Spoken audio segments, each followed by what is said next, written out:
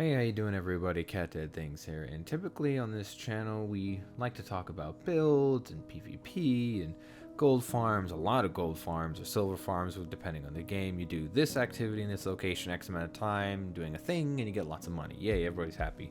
This time though, I thought I'd take it just a little bit different route. Gold farm, yeah, I guess you can call it that if you take massive amounts of RNG into consideration. It's a little bit different, but it all is going to begin with this guy, or something very similar. Yes, so back in Guild Wars 2, if you go to the Crystal Desert, which is the nice like deserty kind of biome with everything, there's a little place there that you can go to in the Crystal Oasis, and you can actually possibly make thousands of gold from a single drop. Let's see how. First off, we gotta know where's we're going if we're gonna make the money. So you go all the way to the Crystal Desert. There it is. You see Crystal Oasis. You zoom out, you zoom in. You're going to the free city of Amnoon, or if I'm saying that right, I don't know. And there's your waypoint. Learn it, live it, love it. That's where it's gonna be. Now that we're here, we can finally take a look into this thing. But hey, you know me. I like to be chill. I don't like to get super sweaty with my gameplay. I like to find different methods in making gold. No, they're not always the most efficient, but they're fun. They're enjoyable. So while we're here, let's take a look at the meta, because there is a meta that surrounds it in order for us to get that juicy prize. There's some things we can do. It doesn't make you the most efficient gold per hour, but you can make some. It's fun, it's enjoyable, and you can get some vanity things on the side too, and I'll show you how to do that. Okay, so first thing is first, casino coins. So basically, as you're going through this meta, it starts in like different phases. It'll go phase 1, phase 2, and it'll just keep going until it's over. And the idea is you're collecting these giant coins. They're really hard to miss. You can see them, they're pretty plain to see. And every phase, there's a big circle on the map, and basically you'll go to a different spot, more coins will spawn there. So you want to keep collecting these coins as much as possible. In between, you can get some of the trader caches, up your money a little bit, do a little bit gathering, things like that. Now, granted, if you don't have mounts, this will be really hard to do. So obviously you want to get some mounts so you can increase your ability to do it. I do have the sky scale, which that's a mount you get way later after lots of grinding.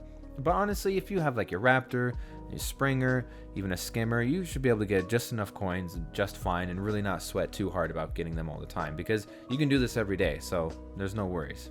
The next part of the meta are the Pesky Troublemakers. Now, you don't have to do this, you can just collect coins, but on the circles in the map, if you go in them, you'll see little mobs with swords on them. They're part of the event, and of course, if you go through it, it kind of just gives you something to do. Like in between, I like to fight these guys, then I'll get coins on my way. That way, just kind of have something to do while I'm waiting for the meta to basically finish.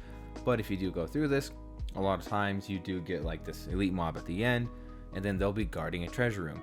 And in that room, you get like a small little bunch of coins, a couple chests, sometimes a trader chest. So honestly, it's just a little something extra that you can do in this meta, so you're not just waiting at the gate. Some people prefer to do that at the waypoint, but I like to be a little bit active. Alrighty, so you have a bunch of coins. They're stacking up in your inventory. What do you do with them? Do you consume them? Nah, there's something better to do. So if you scroll back out to your map, yes, we're in the Crystal Oasis. You go back in, you start from the waypoint, you go right here on the map where I'm showing you right now, and there's a trader in there that you can actually go to and exchange these for. So I happen to be there. No mounts, JK, it doesn't really matter.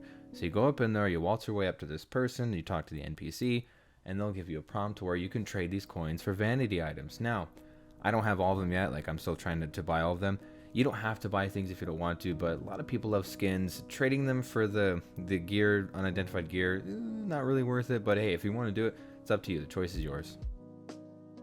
The reason why I say be fast is because I mean be fast. If you're doing like the Troublemakers events, or you're going around getting coins, gathering stuff, when it comes time to end, you need to be here on time. That's why a lot of people just kind of chill out here, because when this boss appears, this Pinata Troya, he appears quick, everyone blitzes because they got things to do. They got dragons to slay, they got PvP to grieve or lose and things like that. When people go in, look how fast we melt this thing.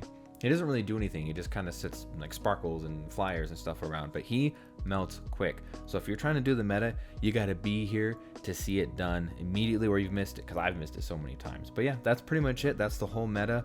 It's all based off that final boss that you take out, you get items, and this is where the potential big money comes in.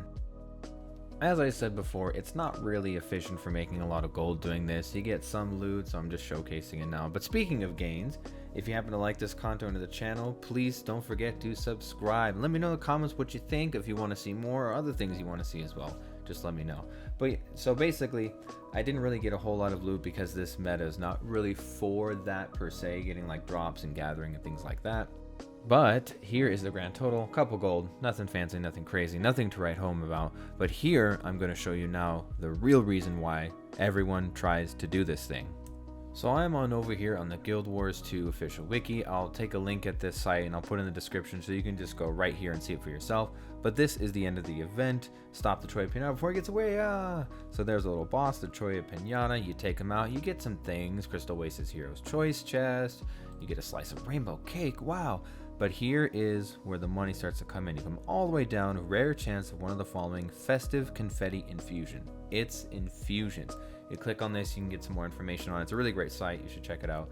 It's a type of infusion that you can be obtained. It's super, super, super rare, but this is kind of what it does to your person. If you look on the right here, it gives you a little bit of stuff, but these things go for so much money, and I'll show you just how much.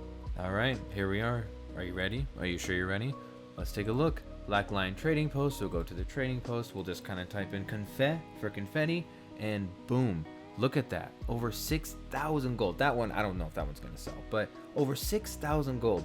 People want this, not many on the trading post. So if you happen to land this thing, you're gonna have a lot of gold. So that's it, that's all I have for the video. Thank you so much for watching. Leave a comment, tell me what you thought, and I guess I'll see you guys in the next one. Later.